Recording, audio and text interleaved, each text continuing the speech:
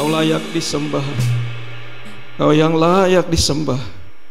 Terima kasih, kami bersyukur untuk hari ini, menjelang berakhirnya tahun 2024 ini.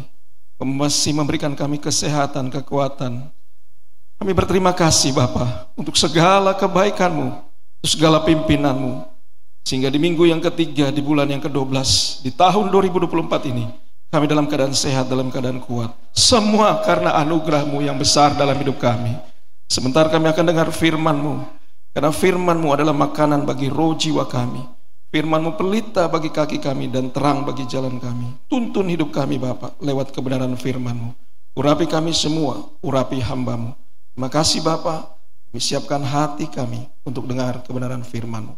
Di dalam nama Yesus Tuhan kami berdoa. Haleluya. Amin. Puji Tuhan, silakan duduk Bapak Ibu Saudara. Ya, saya mengucap syukur bisa berada di tengah-tengah Bapak Ibu Saudara pada hari ini.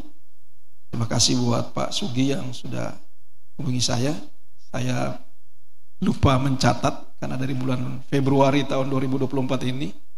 Ya, sebabnya saya tanya lagi Pak. Ternyata saya dapat jadwal di minggu ketiga ini. Sebenarnya jam 10, ternyata bergantian dengan Pak Gembala. Ya, saya sampaikan juga kepada Pak Leo tadi, dan saya bilang ini satu berkah buat saya karena menurut Pak Gembala, Pak Irwan, ini yang pertama Bapak khotbah di sini. Ini contoh saudara punya gembala yang rendah hati. Jadi saya duluan pertama ini, harusnya kan rayon dulu, tapi ya itu luar biasa. Ya, di sini ada senior saya juga Pak Tobing, Mas Pri juga, semua kita semua. Saya bersyukur di tengah-tengah Bapak Ibu Saudara. Sekali lagi terima kasih Pak Gembala untuk waktu dan kesempatan diberikan kepada saya. Ya, makasih juga Pak Beni, Tuhan berkati semua kita yang ada di tempat ini. Baik, saya tidak mau berlama-lama lagi. Kita akan buka firman Tuhan. Sekali lagi mohon maaf saya tidak pakai PowerPoint karena saya sudah siapkan, tiba-tiba laptop saya mati. Saya servis, jadinya jam 5 sore hari Sabtu. Tunggu-tunggu ternyata apanya dia bilang harus diperbaiki lagi. Ya besok Minggu sore, ya udahlah. Akhirnya saya pakai buku catatan, maaf Pak Gembala. Ini jadi seperti kayak pengkhotbah jadul ya. Harusnya pakai tablet, harus pakai PowerPoint. Tapi yang penting firman Tuhan kita dengar. Amin. Mari kita buka Lukas pasal 16. Ya. Lukas pasal 16 ayatnya yang ke-19 sampai 31. Saya ayat 16, ayat 19. Bapak Ibu bergantian kita sampai ayat 31. Lukas 16 ayat 19 sampai ayat 31. Ya. Ini ayatnya udah panjang nih Bapak Ibu Saudara. Ya.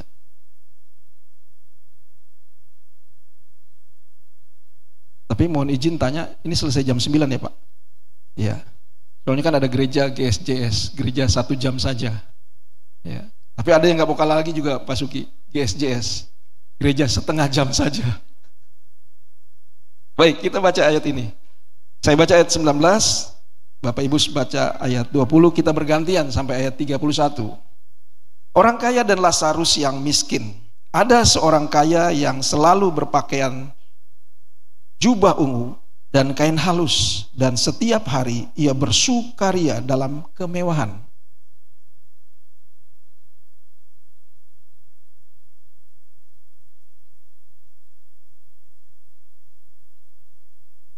Dan ingin menghilangkan laparnya dengan apa yang jatuh dari meja orang kaya itu. Malahan anjing-anjing datang dan menjilat boroknya.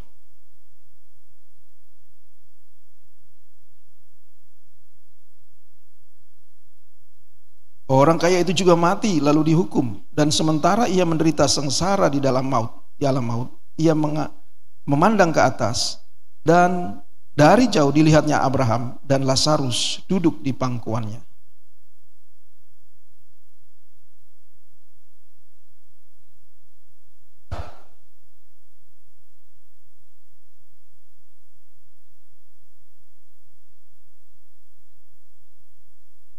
Tetapi Abraham berkata, "Anak, ingatlah bahwa engkau telah menerima segala yang baik sewaktu hidupmu, sedangkan Lazarus segala yang buruk. Sekarang ia mendapat hiburan dan engkau sangat menderita."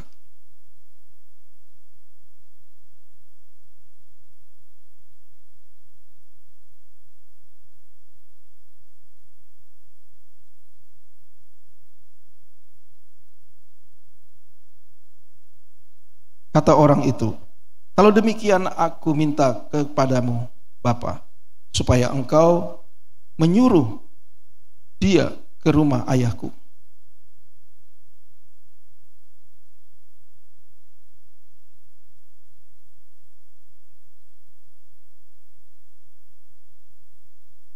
Tetapi kata Abraham, "Ada pada mereka kesaksian Musa dan para nabi. Baiklah mereka mendengarkan kesaksian itu."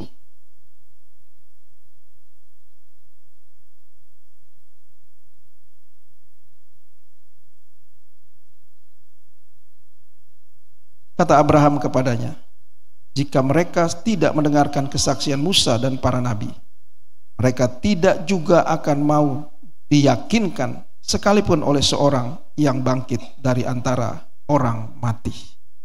Nah, Abraham sampaikan sekalipun ada orang yang bangkit dari kematian, menyampaikan firman, mereka pun gak mau dengar. Ya. Nah, Bapak Ibu Saudara, saya melihat di dalam perikop bacaan kita, orang kaya dan Lazarus yang miskin. Saya baca ayat ini, perikop ini, saya merenungkan, kenapa orang kaya tidak disebut namanya? Sementara Lazarus yang miskin disebut namanya. Ya. Ada apa? Alkitab sedang menyampaikan ide atau gagasan apa dengan kita pagi hari ini? Saya termasuk kita semua. Kok orang kaya nggak disebut namanya? Sementara yang miskin disebut namanya, dikenal maksudnya saya. Apakah kita tidak boleh jadi orang kaya terus kita harus jadi miskin sementara supaya kita dikenal nama kita, sementara orang kaya tidak dikenal namanya? Ternyata setelah kita baca ayat per ayat, kita temukan bahwa sikap hati orang kaya ini tidak condong kepada Tuhan. Dia senantiasa menghabiskan semua kekayaannya, hidup dengan kemewahan, sementara orang miskin yang namanya Lazarus pun berbanding terbalik. Itu sebabnya Abraham katakan, "Dulu engkau senang, sekarang kau menderita," gantian, seperti itu. Nah, saya beri judul firman Tuhan pagi hari ini, Bapak Ibu Saudara, biarkanlah tubuh saudara dan saya berada untuk kehidupan rohani kita. Ya. Biarkanlah tubuh ya, saya dan saudara itu berada untuk kehidupan rohani. Jangan seperti orang kaya ini. Meskipun tidak dijabarkan orang kaya itu tidak ke gereja, Lazarus juga tidak ke gereja atau mengabdi kepada Tuhan.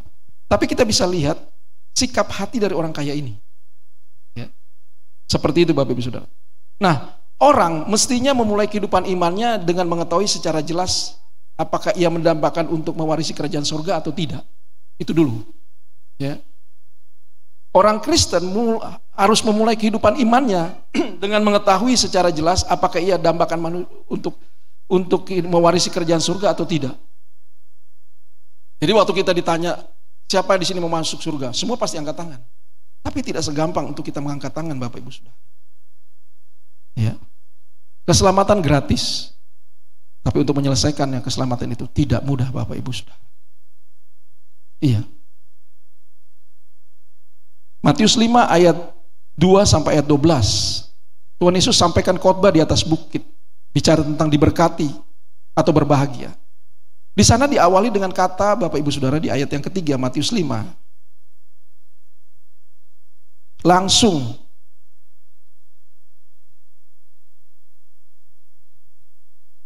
berbahagialah orang yang miskin di hadapan Allah, karena merekalah yang empunya kerajaan surga. Khotbah Yesus langsung menyentil orang miskin yang berbahagia. Nah, sementara kita hidup itu harus sukses, kita harus berhasil, kita harus jadi kaya, kita harus jadi terkenal. Itu sifat manusia. Dimana pernah iblis tawarkan kepada Tuhan Yesus, kalau engkau menyembah aku, seisi dunia ini aku berikan kepadamu. Ya. Tetapi dalam khotbahnya Tuhan Yesus di bukit ini, poin pertama langsung disampaikan, berbahagialah atau diberkatilah orang yang miskin di hadapan Allah. Terserah bagaimana saudara menafsirkan ayat ini, saudara tahu bahwa orang yang miskin di hadapan Allah itu seperti apa. Orang yang menganggap, ini menurut saya, orang yang menganggap dirinya tidak mampu, hanya Allah yang bisa mampukan dia. Itu aja saudara. Dan orang ini akan selalu memuji menyembah Allah. Berdoa, baca firman. Ya. Dia tergantung hidupnya kepada Allah. Itu miskin. Bukan secara materi menurut saya Bapak Ibu Saudara. Kalau firman Tuhan yang Yesus sampaikan di ayat ini, miskin di hadapan Allah. Ya. Dan dikatakan lanjutnya, karena mereka lah yang empunya kerajaan surga. Tadi pertama saya singgung kita, apakah kita harus jadi miskin supaya kita masuk surga? Tentu tidak Bapak Ibu Saudara. Dimana ketika kita menjadi orang kaya, menjadi orang yang diberkati, harta yang kita miliki itu harus dikasih kepada orang. Begitu kan Alkitab ajar? Dimana ada seorang pria atau seorang muda yang dikatakan dia sudah lakukan semua hukum, tapi Yesus bilang, anak muda, kalau engkau mau ikut aku, jual hartamu. Wah, dia bilang enak aja. Aku susah-susah kerja, banting tulang, sementara orang miskin yang santai hidupnya, harus aku bagikan hartanya. Yesus tidak melihat harta itu, tapi Yesus melihat kedalaman hati anak muda itu yang sukses. Apakah dia condong kepada Yesus? Apakah condong kepada hartanya? Dan terbukti, dia lebih condong kepada hartanya. Alih-alih Yesus katakan, lebih sukar orang kaya masuk ke lubang jarum. Iya. Nah, di dalam khotbah Tuhan Yesus ini, dia jelaskan siapakah orang yang berbahagia itu. Dinyatakan bahwa yang berbahagia adalah mereka yang tidak merindukan perkara-perkara dunia, melainkan yang sorga. Dan buah bahwa mereka itu dipuaskan hanya dengan yang disediakan dari surga. Pertanyaannya apa manusia dipuaskan dari surga? Ya ini Bapak Ibu Saudara, ibadah. Ya, saya duduk di sana, saya baca ke atas. Pilihlah pujilah Tuhan dalam baitnya, sebab Tuhan itu baik. Yang disediakan oleh surga itu ibadah. Ya. Yang disediakan surga adalah ibadah. Dikatakan bahwa manusia itu hidup 30 tahun lagi Bapak Ibu Saudara, setelah melewati 40 tahun. Saya Januari 55. Jadi 40 sampai 30. Dan umur manusia kan kata Alkitab hanya 70 sampai 80. Jadi waktu manusia itu masuk umur 40, umurmu hanya 30 menurut Alkitab, sisa. Betul? Ya, apa yang kau habiskan selama hidupmu? Jangan seperti orang kaya ini. Ya. Yang menghambur-hamburkan dana uang semua untuk kepuasan dirinya. Jadi sebenarnya masih tinggal 30 tahun sisa hidup manusia ketika dia masuk umur 40. Waktu begitu cepat Bapak Ibu Saudara, cepat sekali. Baru kemarin Natalan ya Pak, sekarang sudah mau Natalan lagi. Cepat. Nah kalau kita tanya sama opung-opung atau oma-oma yang umurnya sudah 80, ditanya, ingat gak waktu pacaran sama opa atau sama opung Doli? Masih ingat? Masih ingat betul saudara? Tapi kok sekarang sudah cepat waktunya? Umur saya sudah 80. Begitu cepat berlalu waktu. Nah, jikalau orang harus meluangkan masa waktu yang singkat ini demi untuk kenyamanan dan kemalasan secara daging saja Bapak Ibu Saudara, dan dia mengabaikan hidup yang kekal, ini benar-benar disayangkan. Dia buang-buang waktu seperti orang kaya ini. Itu sangat disayangkan. Hanya untuk kepentingan daging dia. Dan daging ini gak pernah puas. Ya. Daging gak pernah puas. Alkitab menegaskan bahwa orang tidak dapat mengabdi kepada dua Tuhan, itu jelas. Studi kasus tadi Yesus sudah lakukan Bapak Ibu Saudara, lewat ayat ini. Kalau engkau mau ikuti aku anak muda, lepaskan hartamu, ikutilah aku. Ya. Pilih mana? Jangan pilih kepada dua Tuhan.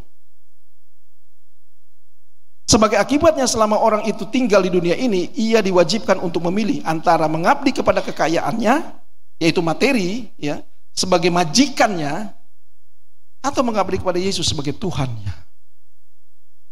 Manusia tidak bisa mengabdi kepada kedua-duanya, Bapak Ibu Saudara. Itulah sebabnya kenapa Yesus katakan bahwa lebih sukar, tadi saya sudah singgung, bagi orang kaya masuk kerajaan Allah daripada seekor unta masuk kepada lubang jarum.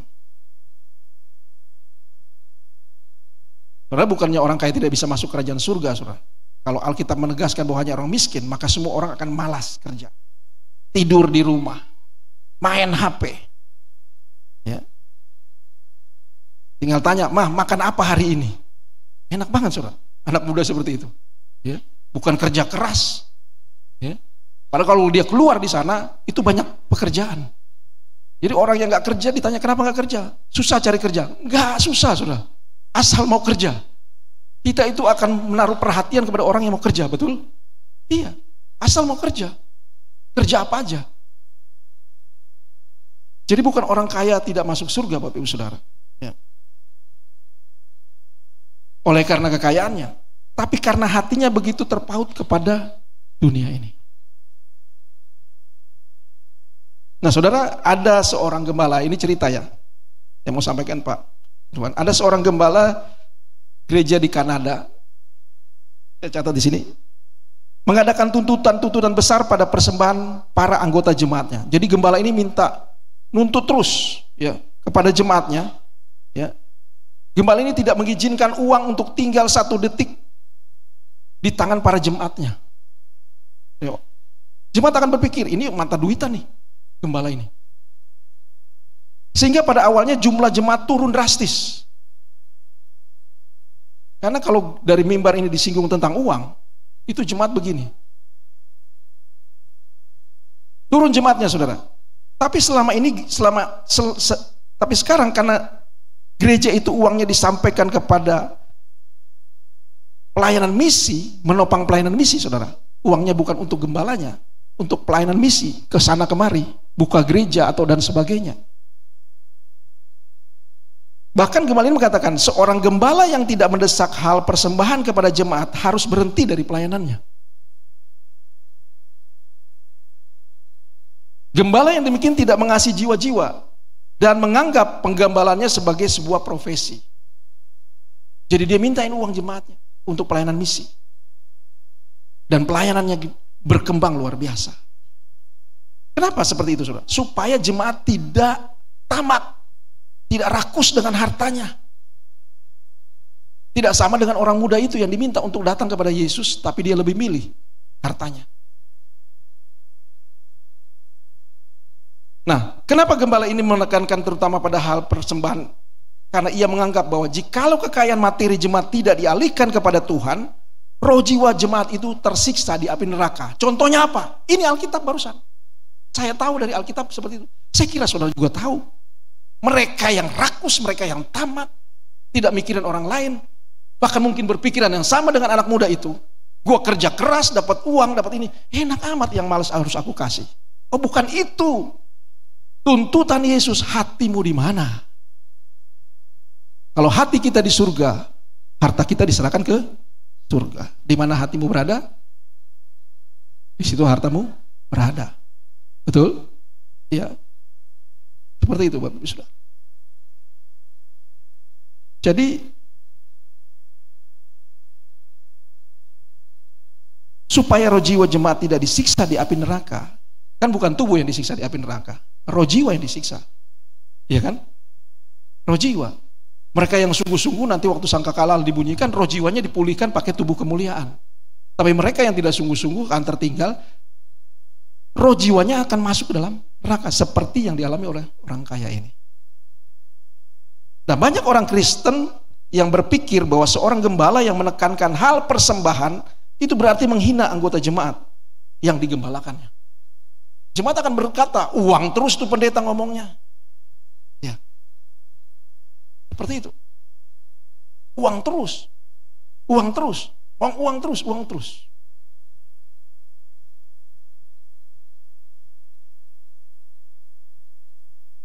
Tapi gembala gereja ini sampaikan, tekankanlah hal kolete hari Minggu di dalam 2/3 dari khotbah dalam 1 tahun. Bicara tentang uang terus. Karena gembala tuh saya seperti itu takut juga kalau ngomong tentang uang. Betul, jujur. Ya. Ini sensitif, saudara.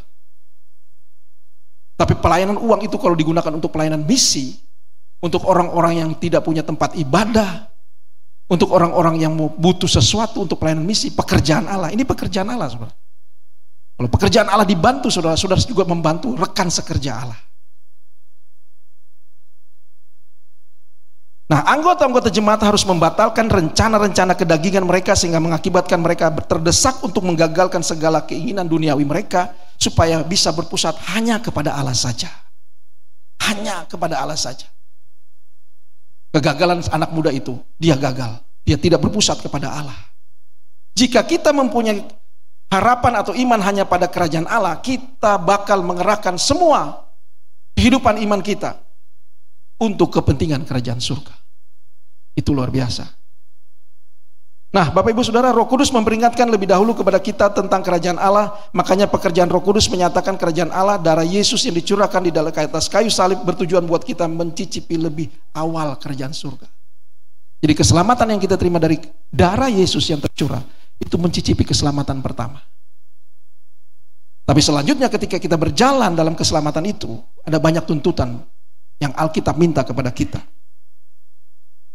Jadi siapapun yang menerima anugerah darah itu adalah bebas dan berhak untuk masuk dalam kerajaan surga. Nah, sepertinya contoh bangsa Israel pun telah memercikan darah anak domba pada ambang pintu mereka. Ya, mereka keluar dengan selamat, saudaraku. Tetapi dalam perjalanan mereka dari Mesir keluar menuju ke tanah Kanaan, itu proses terjadi. Sama juga dengan kita, ketika kita terima keselamatan dari darah Yesus, kita dibaptis, nah kita mulai masuk dalam perjalanan iman kita, masuk dalam padang gurun. Kenapa mereka pergi padang gurun, Bapak Ibu Saudara? Alkitab tidak menyebutkan bahwa keluarnya mereka dari Mesir tujuannya untuk memuaskan kedagingan mereka.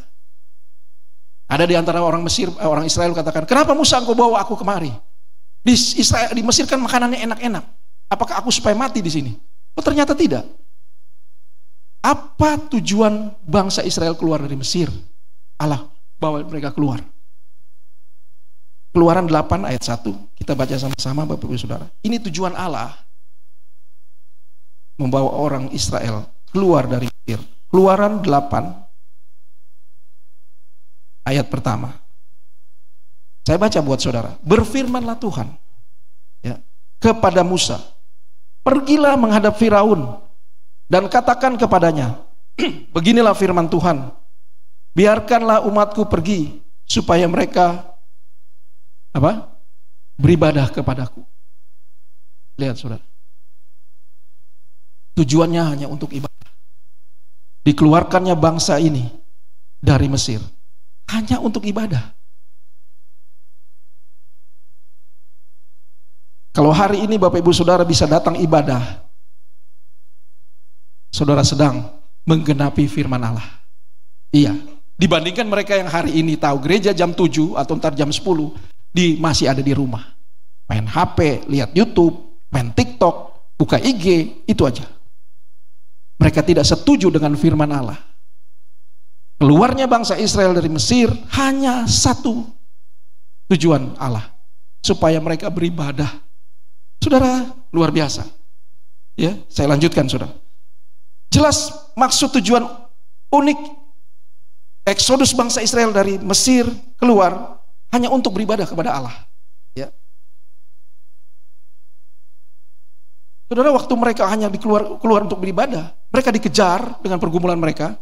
Ada pasukan Mesir dari sana, tiba-tiba menghadap dengan laut yang begitu luar biasa.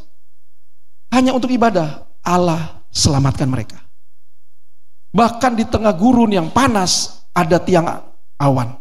Malamnya di gurun yang dingin ada tiang api. Saya mau sampaikan kepada saudara dari hati saya. Kalau saudara pergi ibadah, Allah fasilitasi saudara. Serius. Iya, Allah fasilitasi saudara. Kenapa enggak gereja, Pak? Saya sakit. Harusnya kalau sakit ke gereja ya. Tapi orang berbalik. Untuk kesenangan dagingnya, menindak bobokan dagingnya, dia enggak mau gereja. Karena alasan sakit. Harusnya waktu sakit dia ke gereja. Kalaupun dia mati di gereja, Itu luar biasa. Tapi tidak pernah orang sakit datang ke gereja mati. Nggak pernah. Dia datang ke gereja, dia sembuh. Betul. Allah fasilitasi saudara. Kalau saudara datang untuk menyembah dia. Saya kira nggak salah ini Pak. Allah itu baik. Iya. Ketika kita datang untuk menyembah. Lihat, Allah fasilitasi umat Israel hanya untuk pergi ibadah. Boleh kita jalan-jalan lagi saudara? Di Matius 4.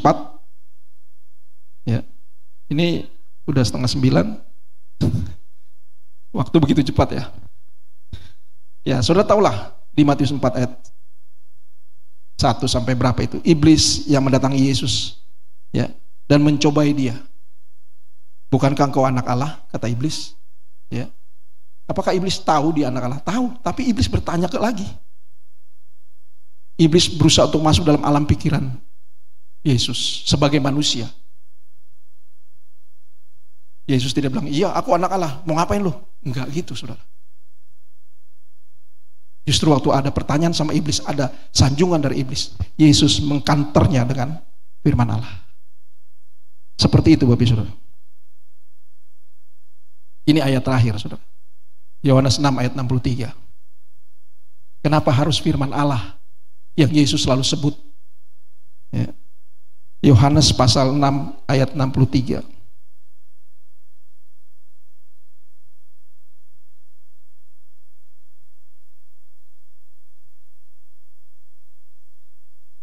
Mari kita baca sama-sama ayat ini saudara.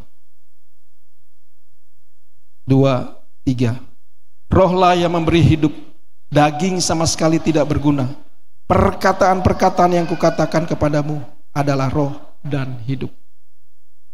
Betapa bergunanya Alkitab, betapa bergunanya firman Allah.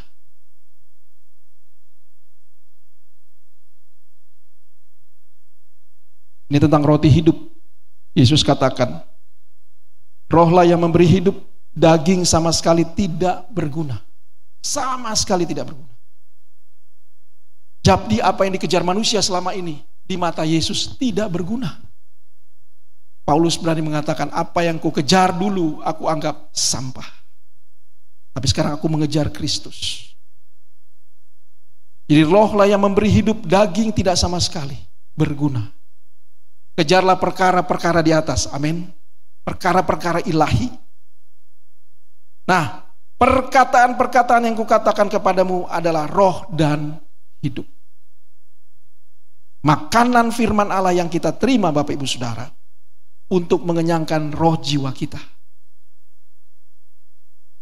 Hakikat saya sesungguhnya, hakikat saudara sebagai manusia sesungguhnya, itu bukan tubuh saja, tapi roh jiwa yang tinggal dalam tubuh. Ya. Kalau saudara melihat saya adalah roh jiwa yang tinggal dalam tubuh saya. Itu yang utama, bukan tubuh, karena tubuh ini akan kita tinggalkan Bapak Ibu Saudara. Tubuh ini hanya kuat sampai 70 atau 80. Mama saya sudah 86. Ya, sudah 86.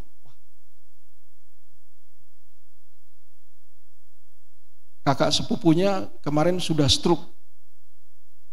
Saya dengar itu, saya bersyukur sekali. Kalau mama saya masih sehat. Iya, 86. Masih sehat. Masih luar biasa. Kalau saya telepon dia, mah masak apa hari ini? Kan kita perlu komunikasi dengan orang tua ya. 3T, Yesi. Apa tuh mate? 3T. Telur, tahu, tempe. Ya. Jadi seperti itu saudara. Ya, sukacita ya, yang manusia alami untuk kepuasan roh jiwanya itu ketika dia baca Alkitab. Betul? Ini makanan buat roh jiwa kita.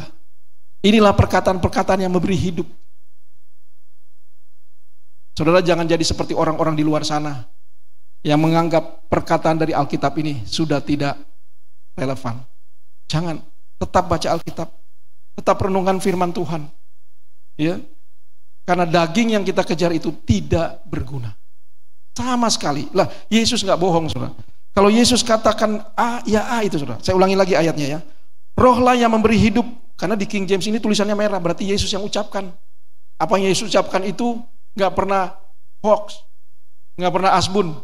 Itu benar, itu nyata. Dia ngomong begini, saudara. Rohlah yang memberi hidup, daging sama sekali tidak berguna. Perkataan-perkataan yang kukatakan kepadamu adalah roh dan hidup. Bicara tentang hidup kekal, bicara untuk selama-lamanya. Tidak hanya sekedar sebentar, saudaraku. Ada satu pertanyaan lagi waktu iblis tanya kepada Yesus, waktu dia selesai berpuasa 40 hari, tentu pasti lapar. Bukankah kau anak Allah? Iya, aku anak Allah. Yesus nggak ngomong gitu. Ya kalau kau anak Allah, rubah batu jadi roti. Gampang itu rubah jadi roti. Kau tahu kan aku anak Allah. Yesus nggak seperti itu. Enggak. Iblis ini kurang ajar, saudara. Dia tahu, tapi dia pura-pura nggak tahu. Betul? Ada orang-orang seperti itu yang coba untuk menjatuhkan kita. Dia tahu kebenaran kita, tapi pura-pura nggak tahu. Tapi dia sedang menggiring kita kepada jurang. Iblis seperti itu. Saya kira iblis nggak tahu, pura-pura nggak tahu dia.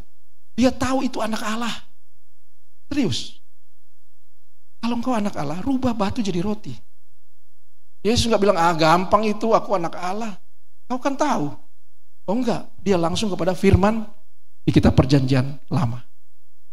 Karena manusia bukan hidup dari roti saja, tapi dari setiap perkataan yang keluar dari firman Allah. Ini saudara dan saya yang bisa hidup, saudara. Iya. Harta kekayaan yang saudara kejar itu tidak memberikan saudara hidup. Iya.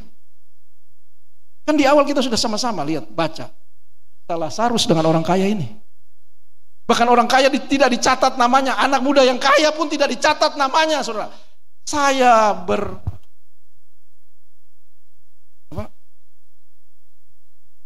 menafsirkan, maaf, ternyata orang kaya nggak dikenal oleh Tuhan. Betul? Karena nggak ada namanya. Termasuk anak muda itu. Loh, kok orang miskin yang dikenal? Tapi sekali lagi, biarlah firman ini, perkataan ini menjadi rema buat kita semua. Amin. Tuhan Yesus memberkati saudara.